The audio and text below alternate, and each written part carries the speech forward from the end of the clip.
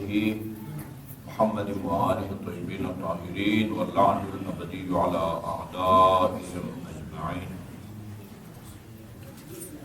یہ ایک خطبہ ہے جو امیر المومنین نے ایک جمعہ میں پڑھا تھا۔ اس کو مرحوم مجلسی نے بہار الانوار کی جلد نمبر 53 میں بھی دیا ہے، اور اسی طرح یہ اعلام الدین فی صفات المؤمنین، مستدرک الوسائل، کئی ہماری کتب احادیث میں یہ موجود ہے۔ یہ روایت ہر وقت بیان ہونی چاہیے، اور خصوصاً جس طرح کی رات اور شب آج آ رہی ہے۔ میں کوشش کرتا ہوں کہ جلدی یہ سارا خطبہ سنا دوں۔ روی عن امیر المؤمنین انہ خطب فی یوم جمعۃ خطبۃ بلیغہ۔ روایت کی گئی ہے کہ امیر المؤمنین علیہ السلام نے ایک جمعے میں انتہائی فصاحت اور بلاغت پر مشتمل خطبہ دیا، اور اس کے آخر میں فرمایا ایھا الناس، اے لوگوں، سبع مصائب عظام نعوذ باللہ منہا، 7 بڑی مصیبتیں ہیں، ہمیں ان سے جو ہے وہ اللہ سے پناہ مانگنی چاہیے۔ مصائب کچھ دنیاوی اور جسمانی ہوتے ہیں، اور کچھ روحانی اور معنوی یا دینی۔ یہ مسائل 2 قسم کے ہوتے ہیں۔ ایک آدمی کا جوان سال بیٹا فوت ہو جاتا ہے کسی طویل بیماری کے نتیجے میں، ہارٹ اٹیک کے نتیجے میں، ایکسیڈنٹ کے نتیجے میں، یہ ایک مصیبت ہے، اس میں کوئی شک نہیں ہے۔ لیکن کسی کا بیٹا گمراہ ہو جائے، دہری ہو جائے، خدا کا منکر ہو جائے، وہ جوان سال بیٹے کا مر جانا اتنی بڑی مصیبت نہیں ہے جتنا ایک بیٹے کا گمراہ ہونا، خدا کا منکر۔ ابھی یہ شروع ہو گیا ہے، یہ یونیورسٹیوں میں لوگ جو ہے نا وہ دہریت کی طرف رجحان بہت تیزی سے وہ بڑھ رہا ہے۔ حضرت یعقوب کا بیٹا یوسف بچھڑ گیا،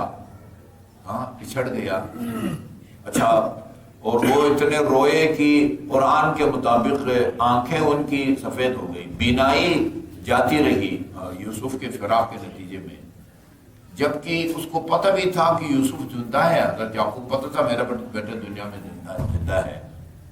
بیٹے کا گم ہو جانا ایک عرصے تک اتنی بڑی مصیبت نہیں ہے جتنا حضرت نوح کے بیٹے کا گمراہ ہونے کا ہے۔ انہ لیس من اہلک، اللہ نے فرمایا، حضرت نوح کا خدایا میرا بیٹا ہے، سگا بیٹا ہے، غرق ہو رہا ہے، کہا کہ یہ آپ کا بیٹا ہی نہیں ہے، چھٹو۔ اچھا، یہ دو مصیبتیں ہیں۔ تو یہ لا تجعل مصیبتنا فی دیننا، یہ دعا کا جملہ ہے، خدایا ہمیں کسی دینی مصیبت میں مبتلا نہ کر۔ یہ دینی مصیبت ہے کہ بیٹا بگڑ جائے، بیٹا تارک الصلاۃ ہو جائے، بیٹی بغاوت کر جائے اور وہ بے پردہ ہو جائے۔ یہ دینی مصیبتیں ہیں، دنیا کی مصیبتیں قابل تحمل ہیں۔ وہ یوں سمجھیں کہ وہ اتنی دیر پانی ہے، وہ جو ہے نا شارٹ مدت کے لیے ہے، اور یہ دنیا کی آخرت کی مصیبت ہے، وہ طویل المیعاد ہے، وہ زیادہ خطرناک ہے۔ تو آپ توجہ کریں گے، اس میں بعض واقع دینی مصیبتیں ہیں اور بعض دنیا مصیبتیں ہیں۔ ان سب سے پناہ مانگ رہے ہیں امیر المومنین علیہ السلام۔ فصاحت کو دیکھیں، فصاحت کو، بلاغت کو۔ ابن ابی حدید نے کہا ہے نا نہج البلاغہ کے بارے میں، صرف نہج البلاغہ نہیں، پورا کلام امیر المومنین تمام انسانوں، البتہ رسول خدا کے علاوہ تمام انسانوں کے کلام سے بلند ہے، خدا کے کلام کے بعد ہے۔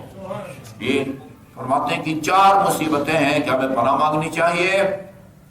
نمبر 1، عالم ذلہ، زے کے ساتھ لغزش، پھسلنا۔ ذلہ یذل کا مطلب ہوتا ہے پھسلنا، کیلے کے چھلکے کے اوپر پاؤں آ جائے بندہ پھسل جاتا ہے، لغزش کا جو ہے نا وہ شکار ہو جاتا ہے۔ عالم دین پھسل جائے، یہ اتنی بڑی مصیبت ہے. یہ تو حدیث اکثر سنتے رہتے ہیں نا، اذا فسد العالم فسد العالم.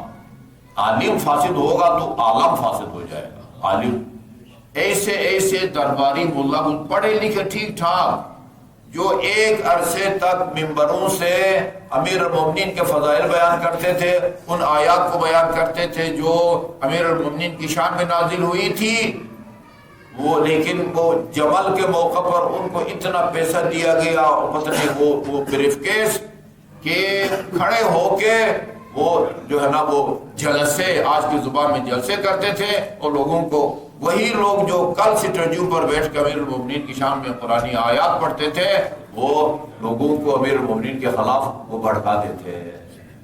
یہ عالم ذلہ. ابھی بھی بہت سارے لوگ ہیں، ابھی بھی زندہ آج بھی موجود ہے، اپنے علم اور معلومات کے مطابق جو ہے نا وہ نہیں بولتے، اور وہ لوگوں کی خواہش کے مطابق بولتے ہیں. یہ ہے عالم ذلہ، لغزش کا شکار ہونے والا عالم. یہ نمبر ایک. نمبر دو، عابد ملا. ایک عابد جو عبادت سے اکتا جاتا ہے، آرام سے تسلی سے جو ہے نا وہ عبادت نہیں کرتا، دعا نہیں پڑھتا. اللہ اکبر اللہ اکبر اللہ اکبر اللہ اکبر اللہ اکبر. یہ شروع میں نہ شروع کا وہ عربی زبان میں جو شروع میں آئے وہ حمزہ کہلاتا ہے. احمد. اچھا، کسی حرف کے بعد جو آتا ہے اس کو الف کہتے ہیں. حامد.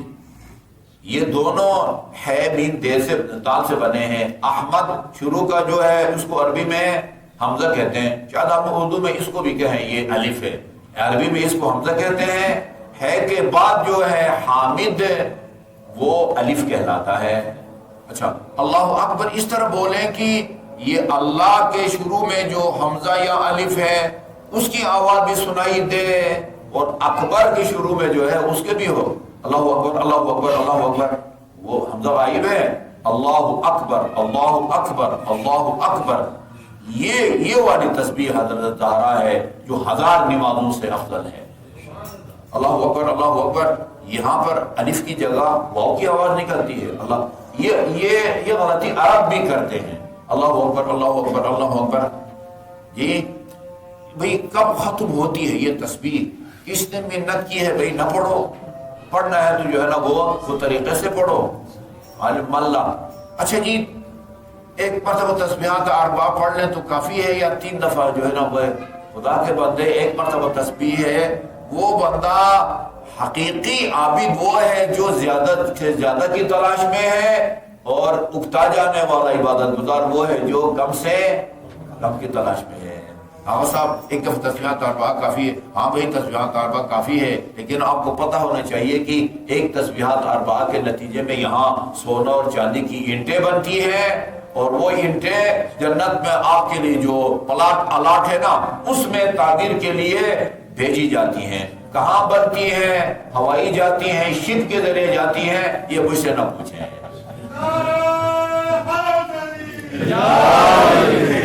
آرام سے بھائی، علام کوئی جلدی نہیں ہے. جیسے کہتے ہیں نا آگ لگی ہوئی ہے، کیا ہے، آرام سے پڑھو. یہ اب اسی طرح ابھی اعمال شبہ قدر میں جو دعائی جوشن قبیر، وہ جو ہے نا وہ ایکسپریس کی طرح جو ہے نا بندہ آرام سے دعا، آرام سے نماز، آرام سے. جی یہ بھی ایک مصیبت ہے کہ ایک عابد جو ہے وہ اپنے نماز کے آخر وقت کی تلاش میں بیٹھا رہتا ہے کہ بھئی ایک وضو سے ظہرین بھی پڑھو مغربین بھی پڑھو. بھئی چلو لگے ہاتھوں. نہیں، آرام سے. جی عالم عابد ملا، یعنی سجا دیکھے نا، کافیہ دیکھے نا. بیٹھے بیٹھے عالم ذلہ عابد ملا. ملول اکتا جانا، تنگ آ جانا، نماز سے تنگ. جو آدمی کم سے کم کی تلاش میں رہتا ہے کہ بس اتنا ذکر پڑھو کہ فرض ادا ہو جائے، یہ ملا کے زمرے میں آتا ہے. یہ میں نے سنا ہے بعض علماء کرام ایسے گزرے ہیں جو نماز شب کے قنوت میں، وہ وتر کے قنوت میں دعائے ابو حمد سمانی پڑھتے تھے.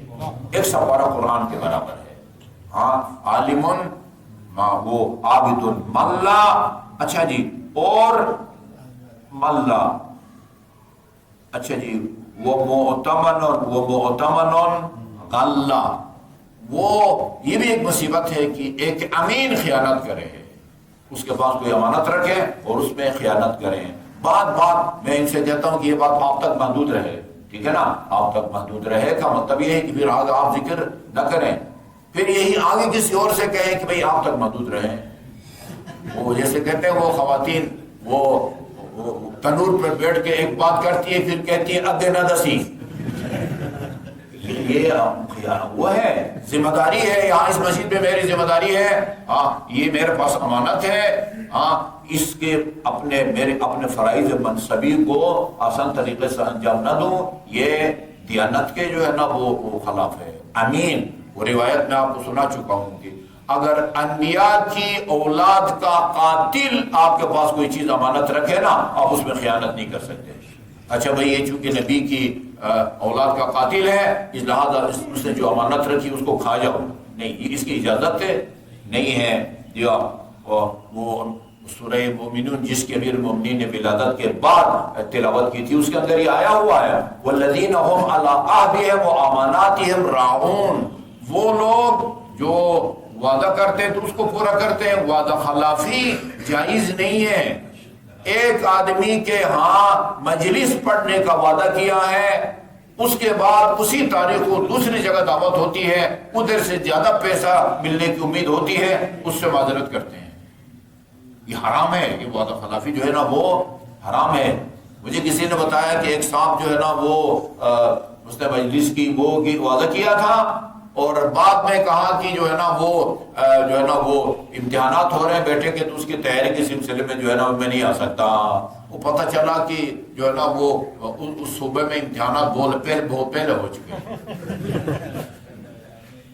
یہ ہمارے لیے بڑا مسئلہ ہے. ایک جگہ وعدہ کر لیا, اس کے بعد ایک ایسی جگہ جائیں جہاں قریب میں 2-4 مجلسیں پڑھی جا سکتی ہیں, ادھر جائیں جہاں پہلا وعدہ ہوا تھا وہاں صرف ایک مجلس پڑھی جاتی ہے. بھئی ہر شخص کے معصیت اور گناہ کا میدان الگ الگ ہے. یہ ہمارا میدان ہے. ادھر بیٹھ کے جو ہے نا وہ غلط بات کروں, سٹیج پہ غلط بات کروں. ہر شخص کے پاس ایک امانت ہے, اس امانت میں خیانت ایک مصیبت ہے جس سے بچنے کے لیے خدا سے دعا مانگنی چاہیے. وہ اللہ یہ بھی خطرناک امانت ہے. اچھا جی غنیون اقلا, ثروت مند اچھا خاصا کھاتا پیتا سفید پوش آدمی, وہ جو ہے نا وہ بیچارہ وہ تندرست ہو جائے, یہ بھی ایک مصیبت ہے. ٹھیک ہے نا, بچے جو ہے نا وہ اچھے اسکولوں میں پڑھتے تھے, اچھا جو ہے نا وہ مناسب دسترخوان لگتا تھا, اچانک یہ بہت سارے یہ ایک چند سالوں میں آخری سالوں میں بہت سارے مومنین خصوصاً ہمارے پارچینار کے ہمارے پاس آئے. ان کے جو ہے نا وہ دبئی میں کام کرتے تھے اور اچانک جو ہے نا وہ آرڈر آ جاتا ہے 24 گھنٹے کے اندر جو ہے نا وہ ملک چھوڑ جاؤ. اچھی پرکشش نوکریاں کرتے تھے, ان کے بچے یہاں اعلیٰ تعلیم حاصل کرتے تھے, اچھے تعلیمی اداروں میں پڑھتے تھے, ایک مرتبہ ان کو نکال دیا جاتا ہے. یہ کہاں ایسی فوراً نوکری ملتی ہے, کہاں پڑھائیں بچوں کو, کہاں پڑھائیں. یہ بھی ایک مصیبت ہے کہ ایک غنی صاحب حیثیت آدمی اچانک جو ہے وہ ہو جائے اقل, یعنی مال کثیر تھا تو اس کا مال اب قلیل ہو جائے, یعنی امیر تھا تو وہ غریب ہو جائے. یہ بھی ایک مصیبت ہے, خدا اس سے بچائے. وعزیز ذل, اور ایک عزیز باعزت تھا کسی وجہ سے وہ ذلیل ہو جائے. محترم تھا, اچھی پوسٹ پر تھا, وہ اور کہیں لغزش ہو گئی, کسی نے دھوکہ دیا یا خود سے کوئی غلطی ہو گئی, اس کو نوکری سے نکال دیا جاتا ہے, اس کو جیل میں ڈال دیا جاتا ہے. باعزت تھا لیکن ابھی وہ ذلیل ہو جائے. یہ بھی ایک مصیبت ہے کہ ایک باعزت آدمی, عزیز سے مراد یہاں اردو والا عزیز نہیں ہے, پیارا عزیز. اب نور چشم لکھتے ہیں نا, وہ عزیز چھوٹا بچہ جو ہے وہ باپ کے لیے معزز نہیں ہوتا, وہ اس کے لیے پیارا ہوتا ہے. یہاں عزیز سے مراد وہ عزت والا ہے، ٹھیک ہے نا، عزت والا، آبرو والا ہے جی نا، وہ خدا نخواستہ وہ ذلیل ہو جائے۔ اور آخری مصیبت ہے فقیر اعتلا، غریب آدمی بیمار ہو جائے، اللہ اس مصیبت سے بھی بچائے۔ ہاں امیر ہے، خطرناک بیماری مبتلا ہوتا ہے بیچارہ، پنڈی سے میٹرو پر بیٹھ کے پم جانے کا بیچارے کے بعد بلایا نہیں ہے، اور ایک پیچیدہ بیماری مبتلا ہو جائے، ہاں ٹیسٹ کے کتنے پیسے لگتے ہیں، آگے ڈاکٹر چھری لے کے بیٹھے ہوئے ہیں جو ہے نا وہ اس کو وہ کرنے کے لیے، یہ فرمایا یہ بھی جو ہے نا وہ ایک مصیبت ہے کہ اللہ تعالیٰ اس سے سب کو بچائے۔ فقالا، اتنے میں فقام الیہ رجل، یہ تو بالکل ایک آدمی جو ہے نا یہ امیر المومنین کی یہ چند مصیبتوں کو سننے کے بعد ایک بندہ کھڑا ہو گیا، فقال صدقت یا امیر المومنین، یہ آپ کی ساری باتیں 100% درست ہے اور سچ ہے، مجھے آپ سے ایک سوال کرنا ہے۔ یہ سوال ہو سکتا ہے آج کی شب میں ہم بھی اٹھا سکیں، یا فرمایا کہ یہ سب باتیں آپ کی درست ہیں، لیکن یہ بتائیں انت القبلہ اذا ما ضللنا، ہم جب گمراہ ہونا آپ ہمارے قبلہ ہیں۔ گفتگو سننے کے بعد کہا کہ ہم جب گمراہ ہوں آپ وہ قبلہ ہیں، والنور اذا اظلمنا، اور جب ہم کسی تاریکی میں پھنس جائے، تاریکی سے مراد یہ نہیں کہ یہ لوڈ شیڈنگ ہو جائے، نہیں، تاریکی سے مراد یعنی پھر وہی گمراہی ہے، تو آپ ہماری تاریکی میں نور ہیں، جی آپ ہمارے لیے نور ہیں، اس میں کوئی شک نہیں ہے۔ یا ولیکن نسألک عن قول اللہ تعالی، ہم اللہ تعالیٰ کے اس آیے کریمہ کے بارے میں دریافت کرنا چاہوں گا، اگر یہ سارت نہ ہو، خدا فرماتا ہے ادعونی استجب لکم، اس کا وعدہ ہے کہ دعا کرو میں تمہاری دعا کو قبول کروں گا، اور ساتھ یہ بھی فرمایا ہے ان اللہ لا یخلف المیعاد، اللہ تعالیٰ جو ہے نا وہ کبھی بھی وعدہ خلافی نہیں کرتا، جی۔ اور فما بالنا ندعو فلا نجاب، کیا وجہ ہے کہ ہم دعا مانگتے ہیں لیکن ہماری دعا قبول نہیں ہوتی؟ دوسرے الفاظ میں اللہ اپنے وعدہ پورا کیوں نہیں کرتا، اپنا وعدہ پورا کیوں نہیں کرتا؟ اچھا جی، واقعاً کہنا چاہیے اب جگر تھام کے بیٹھ کے میری باری آئی۔ فرماتے ہیں یہ بہار الانوار کی جلد نمبر 53 میں بھی ہے، اور اسی طرح مستدرک الوسائل میں بھی ہے، علام الدین میں بھی ہے۔ فرمایا قال لأن قلوبکم خانت بثمان خصال، یہ دعاؤں کے قبول نہ ہونے کی وجہ یہ ہے کہ تمہارے دلوں نے 8 باتوں میں خیانت کی ہے، وہ خیانت بھی اللہ سے کی ہے، تمہارے دلوں نے 8 باتوں میں جو ہے نا وہ خیانت کی ہے۔ اولکم انکم عرفتم اللہ ولم تؤدوا حقہ، الحمدللہ تم نے خدا کو پہچانا ہے، تم تحریر نہیں ہو، تم کمیونسٹ نہیں ہو، خدا کے قائل ہو، اس کی وحدانیت کے بھی قائل ہو، لیکن تم نے جی تم نے معرفت کا حق ادا نہیں کیا، خدا کو پہچانا، خدا کی معرفت حاصل کی، لیکن معرفت کا حق ادا نہ کیا۔ اب معرفت کا حق کس طرح ادا کیا جاتا ہے؟ ظاہر ہے وضاحت طلب ہے، آپ خود بھی بیٹھ سوچ سکتے ہیں، میں اس تفصیل میں نہیں جاتا، صرف ترجمہ کرتا ہوں۔ حق ادا نہیں کیا، جیسا کہ کما اوجب علیکم، جس طرح معرفت کا حق خدا نے تم پر واجب قرار دیا تھا، اسی طرح جو ہے نا وہ تم نے وہ حق ادا نہیں کیا۔ اچھا جی، فما اغنت عنکم معرفتکم شیئا، تمہاری اس معرفت نے تمہیں کوئی فائدہ نہیں دیا، اس معرفت نے تمہیں بے نیاز نہیں کیا، ترجمہ یہ بنتا ہے اس معرفت نے بے نیاز نہیں کیا۔ ادھر سے جو ہے نا سگنل آ رہے ہیں کہ ختم کرو، ایک اور پڑھتا ہوں، پھر انشاءاللہ باقی کل۔ شیئا وثانیت انکم آمنتم برسولہ ثم خالفتم سنتہ، تم رسول پر ایمان لائے لیکن سنت رسول کی تم نے مخالفت کی۔ سنن النبی علامہ طباطبائی نے لکھی ہے، اس کا اردو میں ترجمہ بھی ہوا سنن النبی، رسول خدا کی سنتیں، رسول پر ایمان تو لائے لیکن تم نے رسول کی سنتوں کو ترک کر دیا۔ 8 جو ہے نا یہ خیانتیں ہیں جن کی وجہ سے تمہاری دعا قبول نہیں ہوتی، اور اپنے گریبان میں جھانکو، جو ہے نا اس کا علاج خود تمہارے پاس ہے۔ وصلی اللہ علیہ وسلم مخالفت کی۔ وَأَمَدْتُمْ شَرِيعَتَهُ، اللہ اکبر، تم نے رسول کی شریعت کو مار دیا ہے۔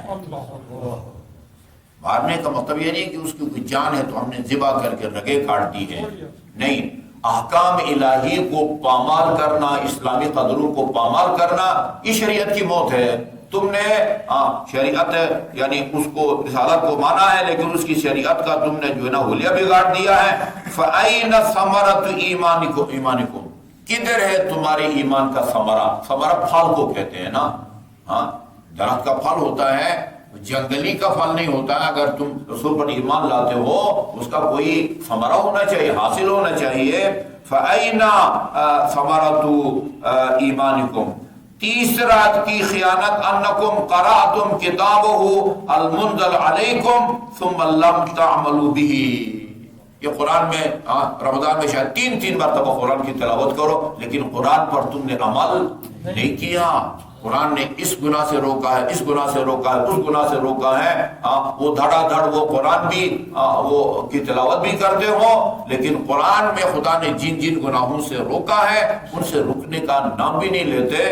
یا تم قرآن کی تلاوت کرتے ہو لیکن وَلَمْ تَعْلَمُوا وَقُلْتُمْ سَمِعْنَا وَأَطَعْنَا، یہ قرآن میں ہے، ہم نے سن بھی لیا، اطعنا، ثم خالفتم، زبانی تو کہتے ہو لیکن تم عملی طور پر مخالفت کرتے ہو۔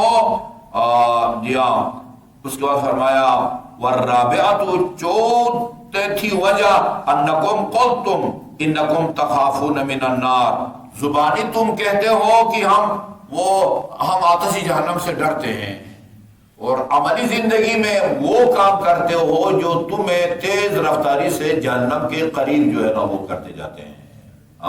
تم جہنم سے جو ہے نا وہ ڈرنے کا دعویٰ کرتے ہو، لیکن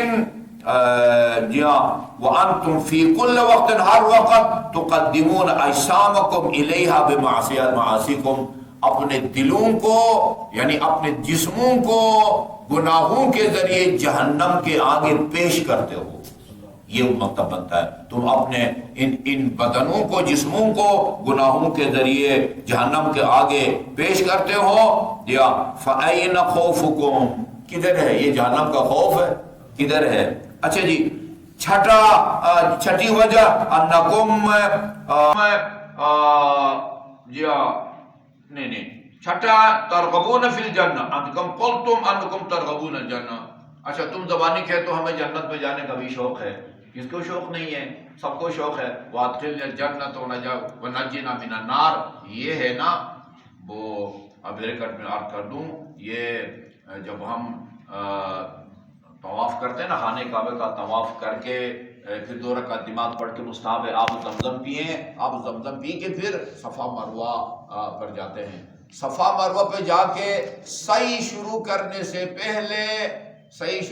سے پہلے دوبارہ خانہ کعبہ کی طرف رخ کر کے ایک دعا پڑھی جاتی ہے امام زین العابدین کی، اس میں آپ فرماتے ہیں مولا خدایا وہ اگر میری جو ہے نا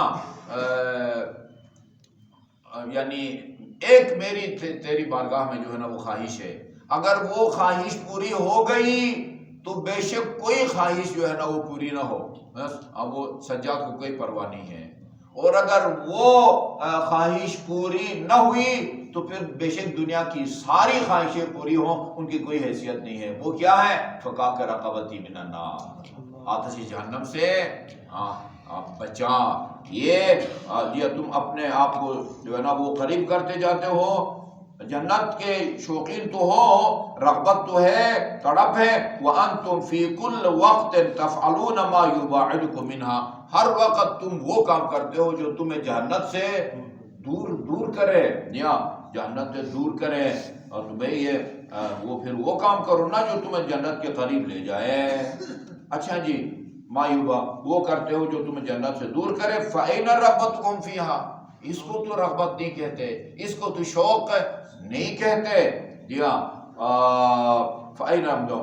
اور چھٹا جو وجہ یہ ہے کہ انکم اکلتم نعمت